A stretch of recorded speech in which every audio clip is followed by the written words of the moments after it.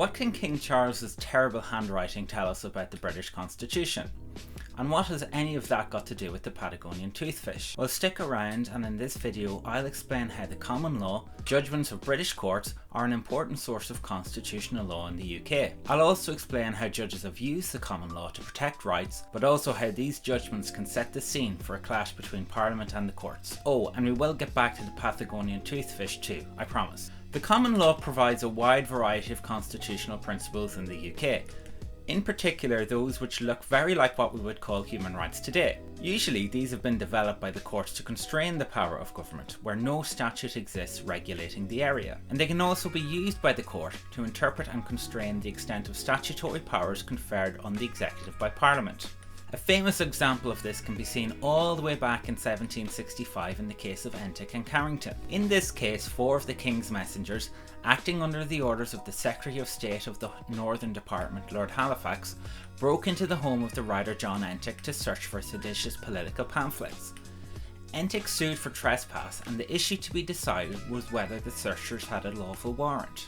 The court, under Lord Camden, found that Lord Halifax had no right under statute to issue a search warrant, and no common law precedent existed suggesting that he had such a power. In making this finding, the court outlined the importance of the protection of private property in the British Constitution. The great end for which men entered into society was to secure their property.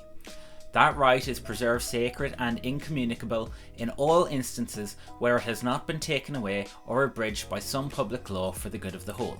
Lord Camden continued, "By the laws of England, every invasion of private property, be it ever so minute, is a trespass." Because of this presumption of trespass, he reasoned that silence as to the extent of the law should point against the state and in favour of the defendant's personal rights, or the defendant's property rights at least. So effectively, the court used Entick's right to private property as a justification for limiting the extent of the executive power where no statute exists explicitly conferring that power on the executive. However, even when such a statutory power exists, courts have used the common law to interpret this power so as to constrain the executive and to vindicate certain common law constitutional principles. A famous example of this can be seen in Evans and the Attorney General. This case centred on a Freedom of Information request issued by journalists at The Guardian who were trying to get letters written by the then Prince Charles to various government departments.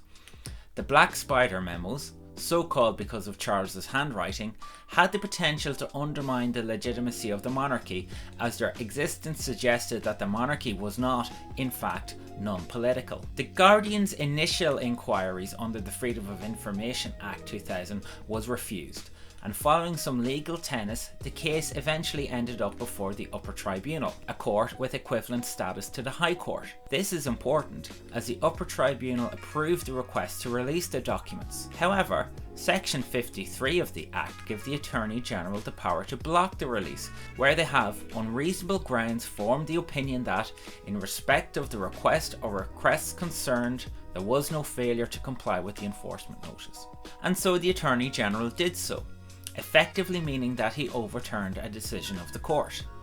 It was this decision of the Attorney General that was at the heart of the Evans case. The Supreme Court, in a 5-2 judgment, found that the Attorney General acted unlawfully. The case turned on the meaning of reasonable grounds, and the majority reasoned that reasonable grounds could not mean that the Attorney General could not block the release of the material merely because he reached a different conclusion to the Upper Tribunal. They reached this decision by invoking the rule of law, which they considered to be a fundamental constitutional principle in the UK, a statutory provision which entitles a member of the executive, whether a government minister or the Attorney General, to overrule a decision of the judiciary merely because he does not agree with it would not merely be unique in the laws of the United Kingdom. It would cut across 2 constitutional principles which are fundamental components of the rule of law.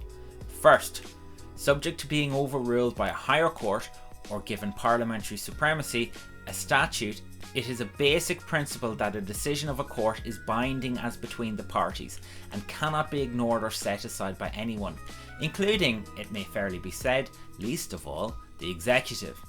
Secondly, It is also fundamental to the rule of law that decisions and actions of the executive are, subject to necessary well-established exceptions, such as declarations of war, and jealously scrutinised statutory exceptions, reviewable by the court at the suit of an interested citizen. So essentially, the court used the rule of law, a common law constitutional principle, to narrowly interpret the Attorney General's power so as to prevent him from overriding the decision of the court. And if you'd like to know more about what the rule of law means, I'll be covering this in a later video, so please do subscribe so as to not miss out. Common law constitutional principles therefore can be quite powerful, but they can also be very controversial, not least because their source lies in court judgments, written by unelected judges. And Evans has proved highly controversial, as some accuse the courts of creative interpretation to come to a conclusion that the wording of the statute may have suggested otherwise. And yet relying on the common law to protect certain constitutional rights and values can be dangerous too, as the common law can be overridden by legislation. In theory, there is nothing stopping Parliament from passing legislation taking away these rights or overriding these constitutional values such as the rule of law. However, again, this will lead to a battle in the courts regarding the correct interpretation, and in a later video we'll discuss the extent to which courts have interpreted legislation so as to mitigate the effects of what are known as ouster clauses, statutory provisions that, on the face of it, appear to oust or prevent judicial review of a specific decision. Again, constitutional principles such as the rule of law are pivotal in these cases. So, back to the Black Spider Memos. What did they actually contain? Well, in reality, there was nothing too spicy in them. Perhaps the most controversial issue was Charles lobbying for the NHS to use funds to provide homeopathy treatment, and to conduct a trial of complementary medicine in England. He was also very worried about the welfare of the Patagonian toothfish. So there you have it. The common law is a source of important constitutional values such as various human rights and civil liberties and the rule of law. That stated, we need to think carefully about the types of rights protected by the common law and whether we think this is enough. In later videos in this series, we'll be discussing the European Convention on Human Rights and the Human Rights Act, so stay tuned for this. And so with this video, we've now completed our discussion of sources of the British Constitution. If you'd like to know more about the other sources of the British Constitution, such as conventions and constitutional statutes, you can check out these two videos on your screen now.